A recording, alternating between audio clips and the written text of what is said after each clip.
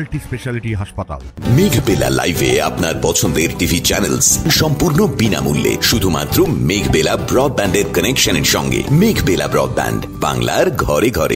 উত্তর চব্বিশ পরগনার গাইঘাটা ব্লকের ঢাকুরিয়া এলাকায় 11 বছর ধরে বেহাল দশায় থাকা 100 মিটার রাস্তার অভিযোগ। আরো অভিযোগ, সংস্কারের জন্য বারংবার প্রশাসনকে জানানো হলেও কোনো উদ্যোগ না নেওয়ায় এবার তার নিজেরাই হাতে নিয়েছেন স্থানীয়রা। দেখা যায় গ্রামের মানুষজন মাটি, ইট ও জেসিবি নিয়ে রাস্তা ঠিক করছেন নিজেরাই। গ্রামবাসীদের বক্তব্য, এই রাস্তা অনেক পুরনো রাস্তা, অনেক দিনের ধরে আমরা তো জন্ম থেকেই দেখে এসেছি রাস্তা, কিন্তু এখানে আমাদের যখন হচ্ছিল রাস্তা একটা বিশেষ কারণের জন্য রাস্তাটা হয়নি, সড়কের জন্য রাস্তা, কিন্তু আমাদের এই রাস্তার জন্য খুব দুর্ভোগ ভোগ করে যাচ্ছি।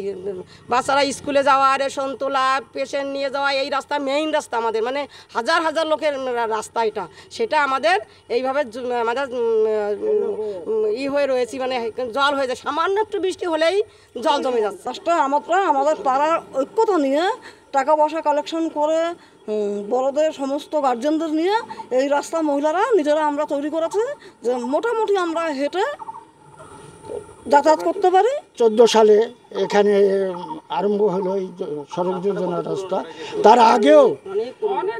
তার আগেও মানে আমি যতটা জানি, আমি এই পাড়াতে এসেছি 36 বছর, আমি এসে দেখি পুরনো রাস্তা। আমি আসার পরেও দুবার এখানে আমি নিজে পঞ্চায়েতের থেকে এই ইটখোয়া যাকে বলে ব্যাটসের রাস্তা আমি করেছিলাম।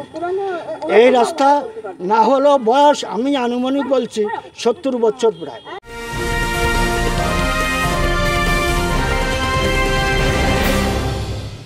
উত্তর চব্বিশ পরগনা ও তার আশপাশের এলাকার মানুষের সেবায় ক্যাথল্যাবের মতো অত্যাধুনিক সুবিধা নিয়ে পরিষেবায় ব্রতী সারদা মাল্টি স্পেশালিটি হাসপাতাল।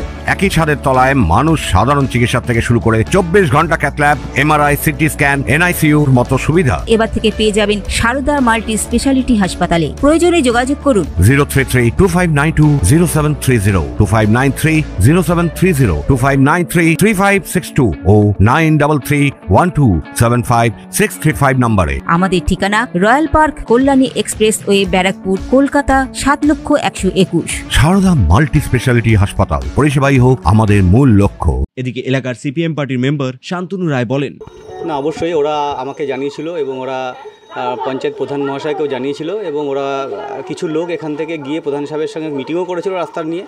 তা প্রধান সাহেব যেটা বলতে যাচ্ছেন যে কিছু টেকনিক্যাল প্রবলেম বলতে কিছু আইনগত সমস্যার জন্য উনি রাস্তাটা এই মুহূর্তে করতে পারছেন না, কিন্তু উনি আশ্বাস দিয়েছেন পরবর্তী পর্যায়ে বসে আলোচনার মাধ্যমে রাস্তাটা করে নেবেন। কিন্তু জনসাধারণ তাদের নিজের মতো করে দেখছে, তাদের ভীষণ ডিফিকাল্টিস, তাই তারা নিজেরাই নিজের মতো রাস্তা করে নিয়েছে। দীর্ঘদিন ধরে রাস্তাটা খারাপ, আপনি পঞ্চায়েতকে জানিয়েছেন কখনো? হ্যাঁ, অবশ্যই রাস্তাকে শুধু পঞ্চায়েতকে আমি জানাইনি, আমি জানিয়েছি, এবং 2023-24 অ্যাকশন প্ল্যানে আমার যতটুকু করার দরকার আমি সেটুকু করতে পারি। 2023-24 অ্যাকশন প্ল্যানে আমি রাস্তাটা দিয়েছিলাম। আবার আমি রিপিট করছি, প্রধান সাহেবের কাছে আমি বলেছিলাম, এবং উনি আশ্বস্ত করেছেন, এখানকার লোকরা গেছিল, বলেছেন যে উনি রাস্তাটা নিয়ে বসবেন এবং করবেন। অপরদিকে বিডিও নীলাদ্রি সরকারের বক্তব্য, আমাদের যে রাস্তাটার কথা বলছেন সেই রাস্তাটা দুবার স্যাংশন হয়েছিল এবং দুবারই ওয়ার্ক অর্ডার ইস্যু হয়েছিল, এবং তার ওই পোর্শনটুকু বাদ দিয়ে বাকি সব জায়গাটাই হয়ে গেছে রাস্তাটা। প্রথমবারে ওইটা প্রধানমন্ত্রী গ্রাম সড়ক যোজনায় হওয়ার কথা ছিল, তখনও একটা কোর্ট কেসের জন্য আটকে যায়, বাকি পোর্শনটা পুরোটাই করে দেওয়া হয়েছিল, এবং পরবর্তীকালে আবার যখন অভিযোগ হয় তখন সরাসরি মুখ্যমন্ত্রী থেকে আমাদের ফান্ড আসে, সেই ফান্ড অনুযায়ী আমরা আবার কাজ করতে যাই, এবং যথারীতি তখনও আবার একটা কোর্ট কেস হয়। সেই কোর্ট কেসের ফলে আমাদের ওই পোর্শনটুকুকে বাদ দিয়ে বাকি সবটাই করে দেওয়া হয়েছিল। যেহেতু ওখানে রিপিটেডলি কোর্ট কেস হচ্ছে, সেজন্য এখন যতদিন না কোর্ট থেকে ডাইরেকশান আসছে আমরা ততদিন পর্যন্ত সরকারিভাবে কোনো কাজ ওখানে করতে পারি না, সেজন্য আমরা করতে পারিনি ওদের ওখানকার কাজটা। এখন দেখার কত দ্রুত স্থানীয় প্রশাসন এই ঘটনার বিষয়ে নজর দিয়ে পদক্ষেপ গ্রহণ করেন, সেদিকে তাকিয়ে সকলে। Bureau report, news Bengal today.